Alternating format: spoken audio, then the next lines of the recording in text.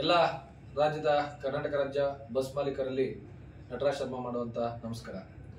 ತಮಗೆಲ್ಲ ಗೊತ್ತಿದೆ ಸ್ನೇಹಿತರೆ, ಸೆಪ್ಟೆಂಬರ್ 11ನೇ ತಾರೀಕು 2023 ಬಹಳ ದೊಡ್ಡ ಮಟ್ಟದಲ್ಲಿ ಒಂದು ಹೋರಾಟವನ್ನು ಮಾಡಿ ಸಾರಿಗೆಗೆ ಸಂಬಂಧಿಸಿದಂತೆ ಹಲವು ಬೇಡಿಕೆಗಳನ್ನ ನಾವು ಸರ್ಕಾರದ ಮುಂದೆ ಇಟ್ಟಿದ್ವಿ. ಅದರಲ್ಲಿ ಕೆಲವು ಬೇಡಿಕೆಗಳನ್ನ ಸರ್ಕಾರ ಈಡೇರಿಸಿದೆ.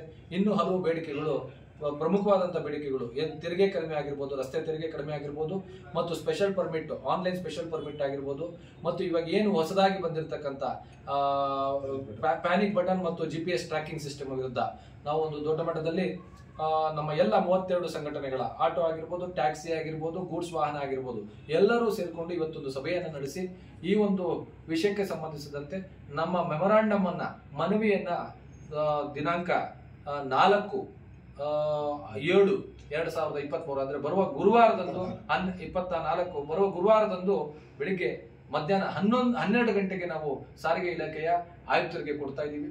ಆ ದಿನ ಆಯುಕ್ತರ ಕಚೇರಿಯಲ್ಲಿ ಕೆಲವು ದಪ್ಪ ಚರ್ಮದ ಅಧಿಕಾರಿಗಳು ಯಾವ ರೀತಿಯಲ್ಲಿ ಕಾನೂನಿನ ಮಾರ್ಪಾಟುಗಳು ಆಗಿದ್ರು ಸಹ ಅದನ್ನ ಇಂಪ್ಲಿಮೆಂಟ್ ಮಾಡುವಲ್ಲಿ ವಿಫಲರಾಗ್ತಾ ಇದ್ದಾರೆ, ಮತ್ತು ಯಾವ ಕಾರಣಕ್ಕಾಗಿ ದುರುದ್ದೇಶಪೂರ್ವಕವಾಗಿ ಅವರು ಅದನ್ನ ಹೋಲ್ಡ್ ಮಾಡಿಟ್ಟಿದ್ದಾರೆ ಅನ್ನುವಂಥದ್ದು ಕೂಡ ಒಂದು ಪ್ರಶ್ನೆ ಆಗಿದೆ.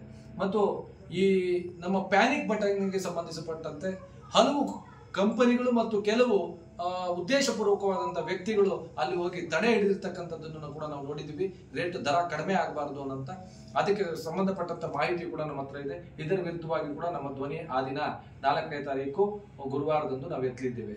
ಮತ್ತೆ ಅದೇ ರೀತಿ ಉಳಿದಂತ ಬೇಡಿಕೆಗಳೇನಿದೆ ಬಸ್ಸಿಗೆ ಸಂಬಂಧಪಟ್ಟಂತೆ, ರಸ್ತೆ ತೆರಿಗೆಗೆ ಏನು ಇದರಲ್ಲಿ ಅಧಿವೇಶನದಲ್ಲಿ ಆಗ್ಬೇಕಾಗಿದೆ, ಅದಕ್ಕೆ ಸಚಿವರಿಗೆ ಸಪರೇಟ್ ಆಗಿ ಮನವಿಯನ್ನ ಸಲ್ಲಿಸ್ತಾ ಇದೀವಿ.